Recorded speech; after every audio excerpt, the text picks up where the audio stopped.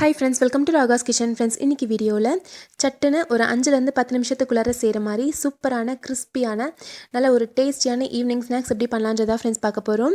ரொம்ப ஈஸியாக செஞ்சிடலாங்க. Evening tea காஃபியோடு இதை சர்வ் பண்ணும்போது எல்லாருமே ரொம்ப விரும்பி சாப்பிடுவாங்க. நல்லா சுட சுட மொறுன்னு ரொம்ப டேஸ்டியான ஒரு ஈவினிங் ஸ்நாக்ஸாக இருக்கும். கண்டிப்பாக நீங்கள் ட்ரை பண்ணி பாருங்கள். செய்கிறதும் ரொம்ப ஈஸி. இந்த ஈவினிங் ஸ்நாக்ஸ் செய்கிறதுக்கு மீடியம் சைஸில் ஒரு 4 உருளைக்கிழங்கு எடுத்து வச்சுருக்கேங்க. இதை வந்து நல்லா கழுவிட்டு தோல் எடுத்துடலாம். தோல் எடுத்துட்டு இப்போ வந்துட்டு நம்ம பஜ்ஜிக்கு சீவுற மாதிரி சீவிக்கலாம். சிப்ஸுக்குனா ரொம்ப மெலிசாக இருக்கும். ரொம்ப மெலிசாக இல்லாமல் நம்ம பஜ்ஜிக்கெலாம் சீவுவோம் பாருங்கள், அந்த மாதிரி சீவி எடுத்துக்கலாம். பாருங்கள், இப்போ இது எல்லாத்தையுமே சீவி வச்சுட்டேன். தோல் எடுத்துகிட்டு இந்த மாதிரி சீவி வச்சுருக்கோம். இந்த அளவுக்கு திக்னஸ் இருந்தால் கரெக்டாக இருக்கும். இப்போ இது எல்லாத்தையும் ஒரு பாத்திரத்தில் தண்ணி ஊற்றி அந்த தண்ணியில் வந்து போட்டுடலாம். இந்த மாதிரி போட்டு வச்சுருங்க. இப்போ ஒரு மிக்சிங் பவுல் எடுத்துக்கலாங்க.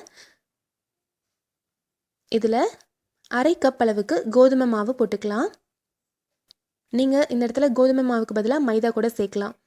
கூடவே ஒரு 1/2 கப் அளவுக்கு அரிசி மாவு, 1/2 கப் அளவுக்கு கார்ன்ஃப்ளவர் மாவு, அதாவது சோள மாவு. இது கூட 1 டீஸ்பூன் அளவுக்கு ஓமம் இருக்கு இல்லைங்களா, ஓமத்தை நல்லா கையில் வச்சு க்ரஷ் பண்ணிவிட்டு இதில் சேர்த்துக்கோங்க. ஓமம் இல்லாதவங்க சீரகம் கூட சேர்த்துக்கலாம். இப்போ இது கூட தேவையான அளவுக்கு உப்பு சேர்த்துடலாம். ஒரு 1/4 டீஸ்பூன் மஞ்சள் தூள், காரத்துக்கு ஏற்ற மாதிரி மிளகாய்த்தூள் இதில் சேர்த்துடலாங்க. நான் 1 டீஸ்பூன் அளவுக்கு மிளகாய்த்தூள் சேர்க்குறேன். கூடவே ஒரு 1/4 டீஸ்பூன் அளவுக்கு சீரகத்தூள் சேர்த்துடலாம். 1 டீஸ்பூன் அளவுக்கு சில்லி ஃப்ளேக்ஸ் சேர்க்குறேன். இதோட ஃப்ளேவர் ரொம்ப நல்லாயிருக்கும், அதுக்காக சேர்க்குறேன். கூட 1/4 கப் அளவுக்கு பொடியாக நறுக்குன கொத்தமல்லி சேர்த்துட்டு நல்லா வந்து கலந்து விட்டுருங்க. இந்த கொத்தமல்லியோட ஃப்ளேவர் வந்து வாசனை ரொம்ப நல்லாயிருக்கும், அதுக்காக தான் ஒரு 1/4 கப் அளவுக்கு கொத்தமல்லி சேர்க்குறோம். இப்போ 1 டேபிள் ஸ்பூன் அளவுக்கு நல்லா சூடான எண்ணெயை சேர்த்து நல்லா கலந்து விட்டுருங்க. சூடான எண்ணெயை சேர்த்து நல்லா கலந்து விட்டுட்டு அதுக்கப்புறமா நம்ம வந்து பலகாரம் செய்யும்போது நல்லா மொறுப்பாக இருக்கும். எண்ணெய் நிறைய குடிக்காது. எண்ணெய் சேர்த்து நல்லா வந்து கலந்து விட்டுட்டு இப்போது கொஞ்சம் கொஞ்சமாக தண்ணி சேர்த்து இதை வந்து நல்லா மிக்ஸ் பண்ணி விட்டுக்கலாம். பஜ்ஜி மாவு பதத்துக்கு நம்ம வந்துட்டு மிக்ஸ் பண்ணி வச்சாச்சு. ரொம்ப திக்காக இருக்கணும்னு தேவையில்லை. நம்மளுக்கு வந்துட்டு இந்த உருளைக்கிழங்கு மேலே ஒரு கோட்டிங் வந்து நிற்கணும். அந்த மாதிரி திக்னஸில் இருந்தால் கரெக்டாக இருக்கும். இப்போ நம்ம தண்ணியில் போட்டு வச்சுருக்க இந்த உருளைக்கிழங்கெல்லாம் எடுத்து ஒரு கிச்சன் டவலில் போட்டு நல்லா தொடச்சி எடுத்துடலாம். இந்த மாதிரி தண்ணியில் போட்டு வச்சுட்டு அதுக்கப்புறமா நம்ம தொடச்சி எடுத்துகிட்டு போடும்போது அதோட டேஸ்ட் நல்லாயிருக்குங்க. சட்டுன்னு அதே மாதிரி வெந்துடும். இப்போ பாருங்கள், தொடச்சி எடுத்தாச்சு.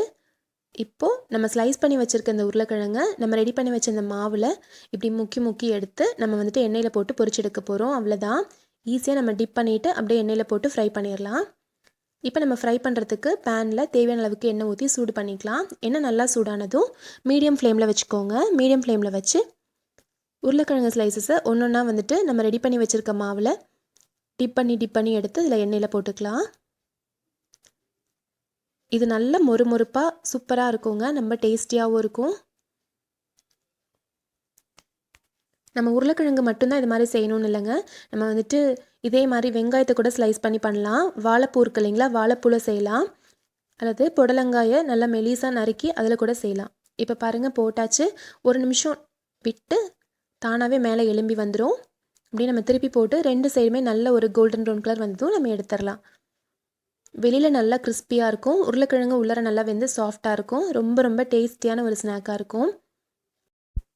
இந்த ஸ்நாக்ஸ் செய்கிறது ரொம்ப ஈஸியான மெத்தட் தாங்க. அதனால் சட்டுன்னு நம்ம செஞ்சு கொடுத்துடலாம். நீங்கள் கண்டிப்பாக ட்ரை பண்ணி பாருங்கள். இது மேல் சைடில் நல்லா ஒரு கோல்டன் ப்ரௌன் கலர் வந்ததும் எடுங்க. அப்போ நல்லா கிறிஸ்பியாக இருக்கும். நீங்கள் விருப்பப்பட்டீங்கன்னா இதில் இஞ்சி பூண்டு பேஸ்ட்டு கூட கொஞ்சம் வந்து ஆட் பண்ணிக்கலாம் பேட்டரில். அதோட ஃப்ளேவர் வந்து உங்களுக்கு பிடிக்கும் அப்படின்னா நீங்கள் அது கூட ஆட் பண்ணிக்கலாம். இப்போ எல்லா சைடும் நல்ல ஒரு கோல்டன் ப்ரௌன் கலர் வந்ததும் நம்ம எண்ணெயிலேருந்து எடுத்துடலாம். பாருங்கள், பார்க்கவே சூப்பராக இருக்குது. குட்டீஸ்லாம் கண்டிப்பாக ரொம்ப விரும்பி சாப்பிடுவாங்க. இன்றைக்கி கண்டிப்பாக நீங்கள் இந்த சாயங்காலத்தில் ட்ரை பண்ணி பாருங்கள். சூப்பரான டேஸ்டியான நல்ல மொறுப்பான ஈவினிங் ஸ்நாக்ஸ் ரெடி ஆயிடுச்சுங்க.